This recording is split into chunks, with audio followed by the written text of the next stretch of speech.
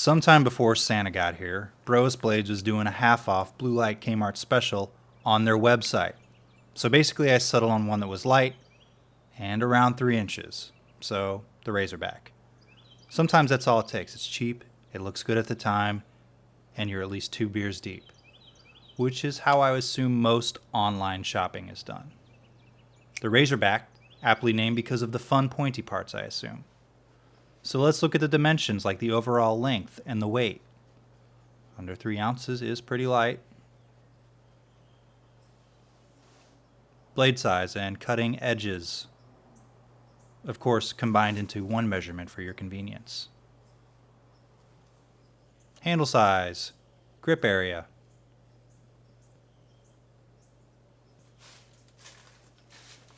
Spine thickness, handle thickness.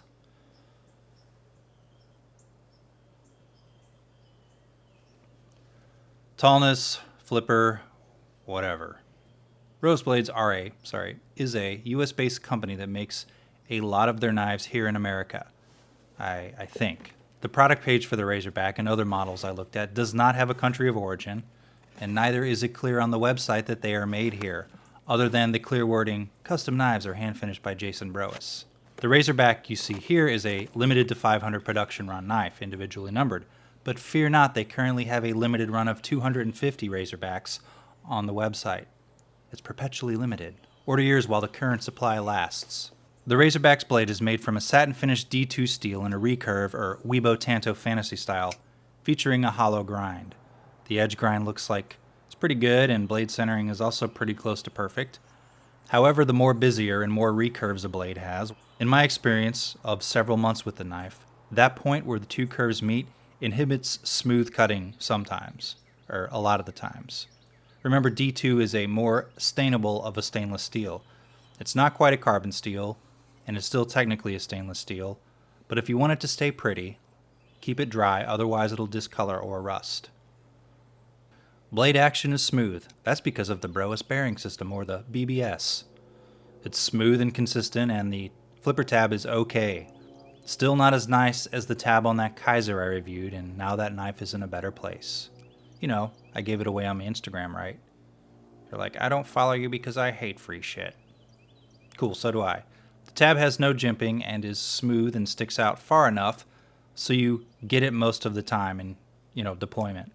The blade is locked into place by a titanium frame lock with a hardened steel insert where the frame and the tang touch. D10 is very strong, and I couldn't get it to open while flinging it. However, if the right cop in New York is able to fling it open, suddenly it's a gravity knife, and now you're under arrest. The handle is an open back design with no back spacers, but a few standoffs. Remember when I used to not know the difference between a back spacer and a standoff? Thanks for being cool. You can always go and watch a real knife channel if you really want.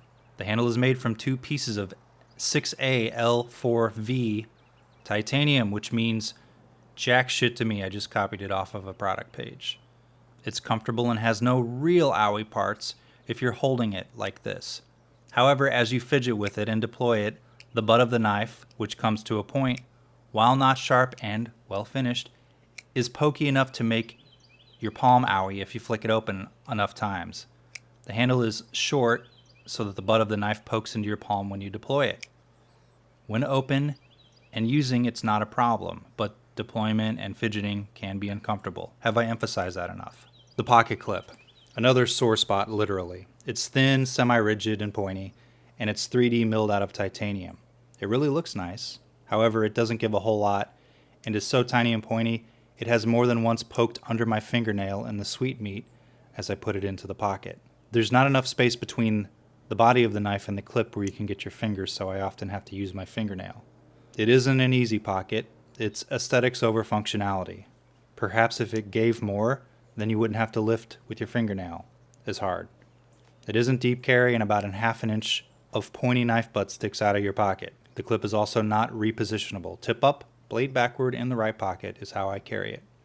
Comparison time. I brought the Razorback because it looked cool, although the blade is perhaps a bit too magical looking for me now that, I have it. How about a cheaper flipper? The Razorback retails for about $250 unless you buy a blemished one or get it on sale like I did.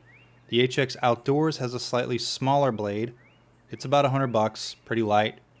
and it's more comfortable to fidget with. The pocket clip sucks a little, however, it's better than the Brous because you can lift it with your finger and not your nail. And it has more give to it. If I had to keep one, it'd be the HX Outdoors.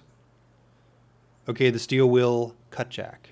Bowler M390, slightly smoother flipper, and sort of uncomfortable of a flipper tab. It's an okay knife, retails for about $150. I'd also probably pick this over the Razorback because of its less neckbeardy blade. Now the Kershaw Fraxion. This is one of the lightest knives I own. Strong detent, almost like it's assisted, and it's only $30. I've actually recommended it to coworkers who've bought it. Blade is only slightly shorter, great value, probably best everyday carry if you take into consideration the price. It's not a blade for steel snobs, but screw those guys. How about the HEADesigns Poison? Remember this one?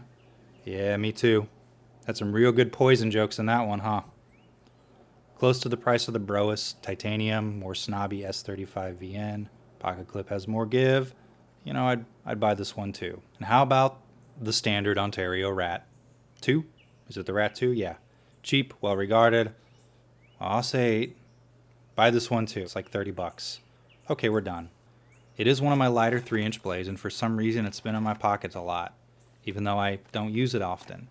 If you like the style and don't use your knives much, and like looking at them instead, then, you know, that's how you choose to spend your money. Cool.